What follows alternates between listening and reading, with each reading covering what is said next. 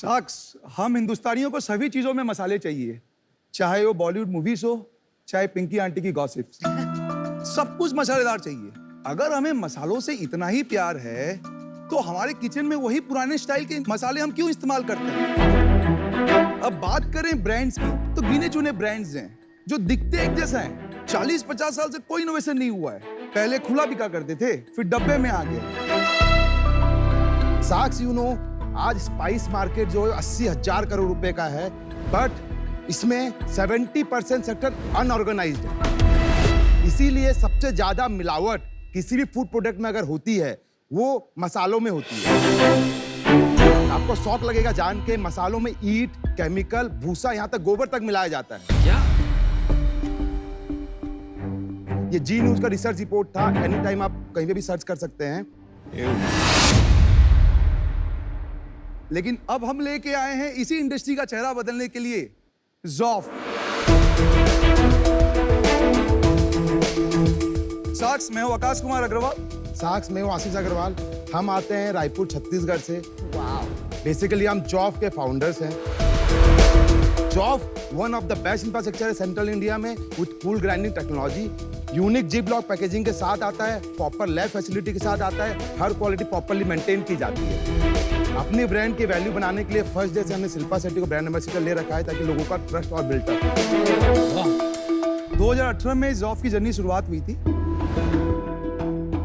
आज हमारा प्रोडक्ट हमारे वेबसाइट के अलावा इंडिया के top leading e commerce platform Flipkart, Cred, Big Basket जैसे में अवेलेबल है। ऑफलाइन स्टोर्स की बात करें तो लगभग 10,000 स्टोर्स में हमारा प्रेजेंस है, और हम होरेका में भी तड़का लगाते हैं। हमने हमारा विजन रखा है कि आने वाले 5 साल में इंडिया के टॉप 5 स्पाइसेस प्लेयर में बनेंगे, और इसके अलावा नंबर 1 ऑनलाइन स्पाइसेस प्लेयर बनेंगे। तो सर, इसी विजन में हम आपको इनवाइट करते हैं हमारी कंपनी में इन्वेस्ट करने के लिए, और आपसे डिमांड करते हैं 1 crore for 0.5% equity of our company. 200 crore valuation. बहुत ही मसालेदार स्टार्ट किया आपने। मिर्ची लग गई आपकी वैल्यूएशन से। सर टर्नओवर सुन के मैं और थोड़ी लगे और मिर्ची लगेगी। अरे मजा आ गया। आप दोनों भाई हैं? Real brothers. लगते नहीं हो बिल्कुल शक्ल से तो। जेनेटिक फैक्टर होगा, पापा भी गया होगा, मम्मी पे मैं गया होगा। आपके बाल भी ऐसे ही थे क्या 2 साल पहले? नहीं, मेरे आगे से काफी थे, इनके कम है। देखा है मैंने पुराना आपका फोटो। देखा? I envy your life. Your life क्या बोला? लाइफ लाइफ लाइफ वाइफ सुनाई दिया क्या? दोनों बोल दो ना, दोनों। No, you must envy my wife because she's married to me. Oh my God. तो आकाश एंड आशीष, शार्क टैंक पे आपका स्वागत है। Thank you. तो रायपुर के बारे में कुछ बताइए। मैं कभी वहाँ, मतलब I have never been to Raipur. Raipur is basically steel hub. बड़े-बड़े स्टील प्लांट्स हैं वहाँ पे। हम भी स्टील प्लांट से आते हैं, हमारा बैकग्राउंड भी स्टील का है, बट जब ये बिजनेस चालू किया रायपुर में, सभी को लगता है कि ये बिल्कुल डिफरेंट काम कर रहे हैं, स्टील छोड़ के ये कैसे कर सकते हैं। बहुत बढ़िया। अच्छा, एक बात बताइए, मैं तो काफी कुकिंग करती हूँ, स्पेशली जब अमेरिका जाती हूँ। हर एक के लिए मेरे एक अलग पसंदीदा मसाला होता है। तो इतने क्लटर्ड मार्केट में आपकी हिम्मत कैसी हुई घुसने की? मार्केट बहुत बड़ा है। आप पुणे में बैठे हैं, आप वो 3 मसालों को देख रहे हैं। तमिलनाडु वाला आची को देख रहा है, छत्तीसगढ़ में कोई एमडीएच को देख रहा है। आपको बड़ा पता है मसालों के बारे में? पुणे में बैठ के क्या बोल रहे हो? हाँ? अरे हर एक मसाले के मैं नाम बताती हूँ अब। बताओ मैम, 4 मसाले बताइए आप। भाई साहब इधर आओ, क्या मजा आ गया सुन के। तुम तो कॉन्फिडेंस लेवल क्या हाई है। बताइए 4 मसालों के नाम। हे भगवान। बताइए क्या मसाले। बताओ। 4 का नाम लेते हैं आप, 4 लीजिए। 4 ज्यादा यूज नहीं किए होंगे अभी तक। हाँ, बताइए। परंपरा। परंपरा is basically Maharashtra based, Pune से उसी बेल्ट के लिए। तो मैं तो परंपरा यूज करती हूँ। हाँ ठीक है, but answer is right. Answer is right. अच्छा, परंपरा। Kitchen king. Kitchen king is not a masala ma'am. अरे किचन किंग मसाला ब्रांड है। नेम नहीं है, ब्रांड नेम नहीं है, मसाला है। किचन किंग एक टाइप आता है। नमिता की ध्यान से। अरे किचन किंग एक ब्रांड है भाई। नहीं मैम, मसाला का नाम है किचन किंग। किचन किंग हमारे पास भी, मेरा भी किचन किंग हो रहा किचन किंग है वो रहा।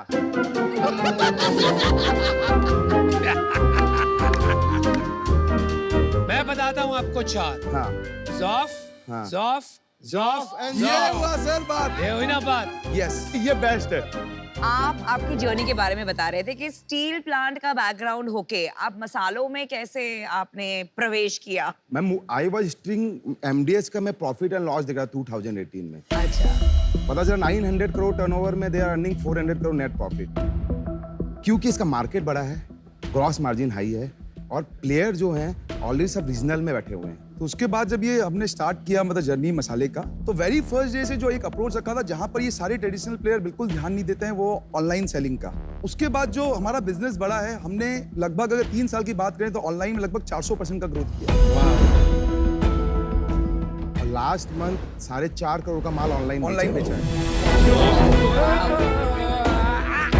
लास्ट मंथ क्या? 4.5 करोड़ का माल ऑनलाइन और and offline? Offline offline 2.5 crore का। टोटल लास्ट मंथ का टर्नओवर हमारा 7 करोड़ का है। क्या बात है भाई, अमेजिंग। उम्र क्या है? सर 35 साल 36 36 साल। साल। वेरी गुड यार, मतलब amazing solid. Amazing amazing good job guys. Superb. Thank you sir. बोलती बंद कर अब।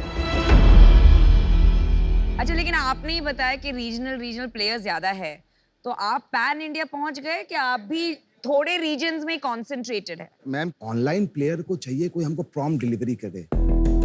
एवरेस्ट एमडीएच उनको सपोर्ट ही नहीं कर रहे हैं। उनके लिए क्या, उनका 2200 करोड़ का टर्नओवर आ रहा है डिस्ट्रीब्यूटर नेटवर्क से। ऑनलाइन उनके लिए सेकेंडरी चीज है। अगर एमडीएच को मैम आज डिमांड भी आ तो एमडीएच एक्सपेंशन नहीं कर रहा है। 1200 करोड़ से 1700 करोड़ जा सकता है, लेकिन नहीं चाहता है। भाई एक बात बताओ, एमडीएच वाले अंकल ने आपको कुछ किया था?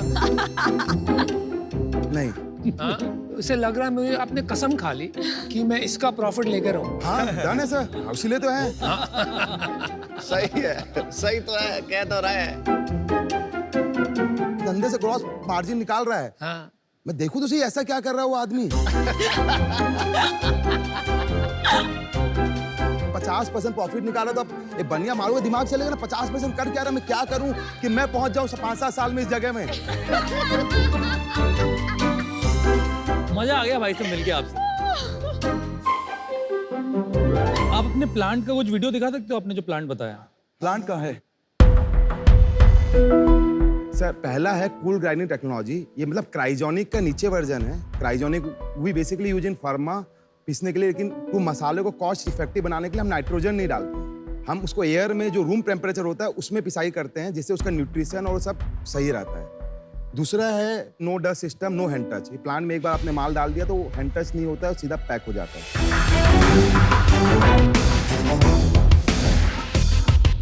फिर 7 stage cleaning system, basically raw material है जो अनऑर्गेनाइज्ड प्लेयर लाते हैं, पीस देते हैं कोई भी माल को पकड़ के। लेकिन कोई भी चीज़ अगर धरती से निकलती है तो उसका डस्ट भी आता है, पत्थर भी आता है, भूसा भी, सब कुछ आता है, वो सबको पीस देते हैं। रोस्टिंग फैसिलिटी प्रॉपर है, मतलब कुछ मसालों को एरोमा देने के लिए you have to roast, like जीरा को रोस्ट करना पड़ता है। खुद का इन हाउस कोल्ड स्टोरेज है जहाँ सब रॉ मटेरियल आके स्टोर रहता है। बहुत बढ़िया प्लांट है। कितना बड़ा प्लांट है? सर प्लांट 3 एकड़ में है और 40,000 स्क्वायर फीट में पूरा प्लांट। कितने लोग काम करते हैं उसमें? 200 लगभग। प्लांट पे खर्चा कितना हुआ? लगभग 20 करोड़ के आसपास। 20 करोड़ के आसपास। Yes. आपके प्रोडक्ट के सैंपल्स दिखाएंगे आप? ये सर कोविड में लॉन्च किया था हमने। अच्छा, ये क्या है? हल्दा अमृत सर। हल्दा मतलब? हल्दा अच्छा, में मतलब हल्दी। कि- और दूसरा दिखाओ। स्मेल कर सकते हैं सर खोल के इसको।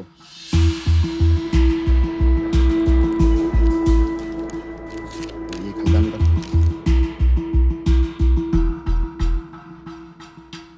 तो अभी नॉर्मली प्राइस क्या होता है आपका?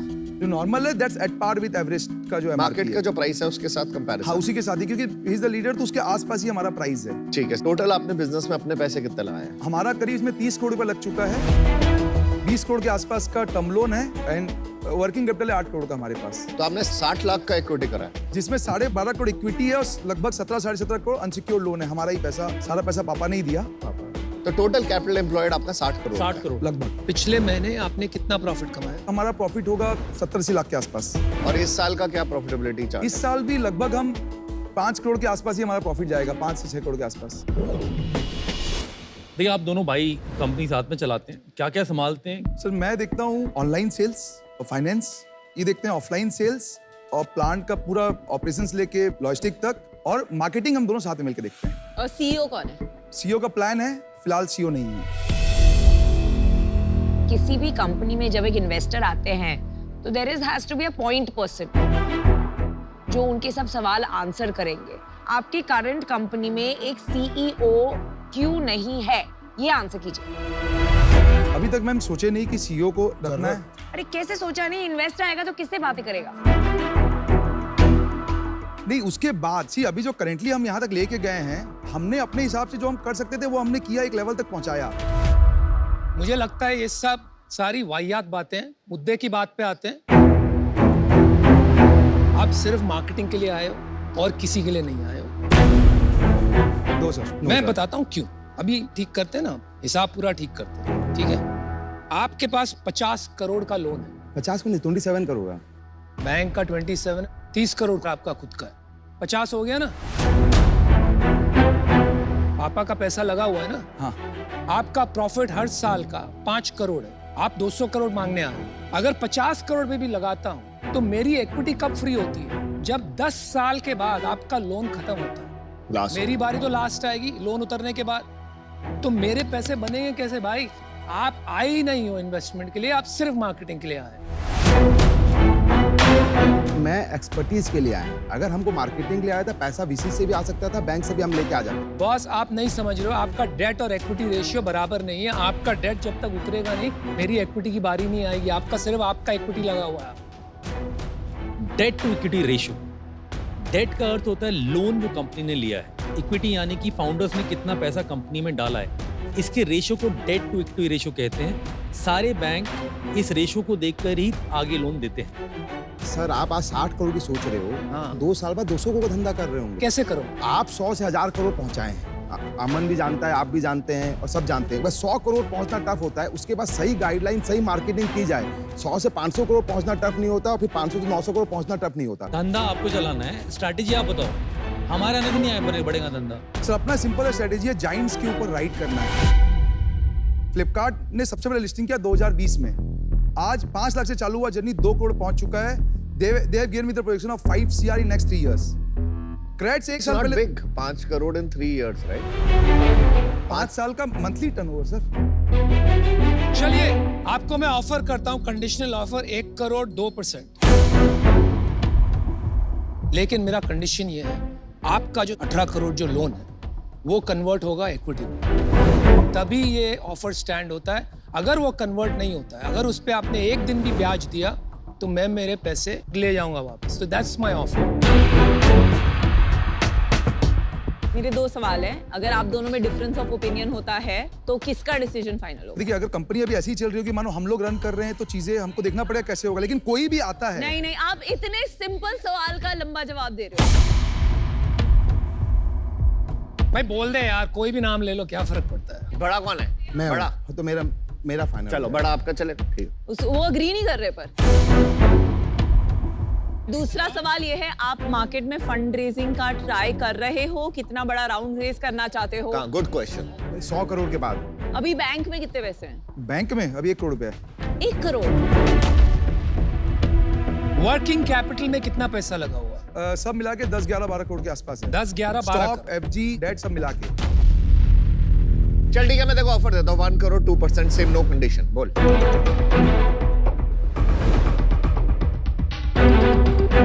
मैं आपको ऑफर देती हूँ 50 लाख 0.75%, तो इनसे बेटर वैल्यूएशन, और 50 लाख डेट। मेरी बात सुनिए, और मैं ऑफर लेके काफी देर से बैठा हूँ। आप एकदम कंफ्यूज लग रहे हैं, इसलिए मेरा offer done. I am out. ऐसे भी ऑफर यूजलेस ऑफर था, इग्नोर करो। ये ऑफर काम का था भी नहीं। हाँ, वैसे ही आप रिजेक्ट कर देते, हमें पता है।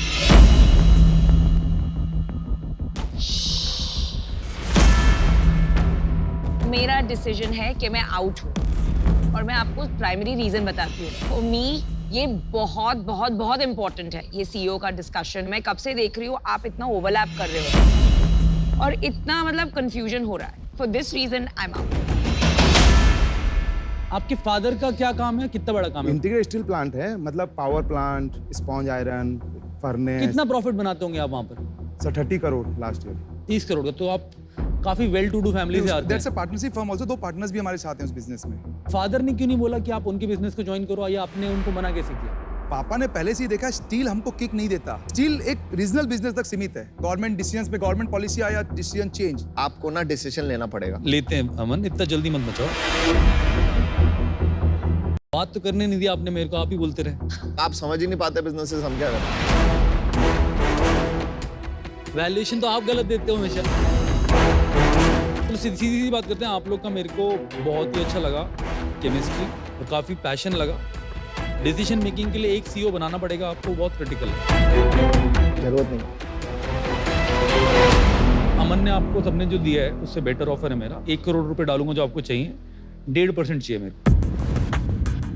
1 CR for 1.5%। सेम मैच किया इन्होंने विनीता का वैल्यूएशन। अब रोज मेरी ऑफर पर मैंने डेट नहीं डाला ना, आप डेट डाल रहे हो। 2 मिनट बाहर बात करना हाँ चाहिए। बिल्कुल करिए। हाँ, एक और 1%। 1 तो बाद में 1 को 0.75 करेंगे नहीं। 1 को 0.75 बोलते हैं। 1% बोलिए। बोलिए, डिसीजन दीजिए आप। इसको से थोड़ा सा ठीक करते हैं ऑफर को, मतलब बताओ। तो उसको 1 करोड़ 0.75% में सर, मेरा ऑफर सभी के लिए, सभी साक्स के लिए तो है, आप मतलब इधर क्यों नहीं देखना चाह रहे हैं, आप मेरे और विनीता की तरफ, आप वहीं क्यों देखे जा रहे हैं आप? वो बहुत अटेंशन सीकिंग है ना, तो इसलिए यार 1 करोड़ 0.75 मेरे लिए तो थोड़ा कम हो जाएगा। वैल्यूएशन पे ज्यादा अब वो थोड़ा बहुत आप हम तीनों मिलके शायद सोच सकते हैं, पर आई थिंक 1 करोड़ 1% से कम तो नहीं, नहीं। तीनों मिलके नहीं करे, 0.25% का फायदा क्या लेने का? मैं आपको लास्ट ऑफर देता हूँ, ठीक है? अगर आपको नहीं लेना होगा मना कर देना, वरना मैं मना करूँगा। 1 करोड़ 1.25% फाइनल ऑफर, यस और no? Deal done sir. Yes.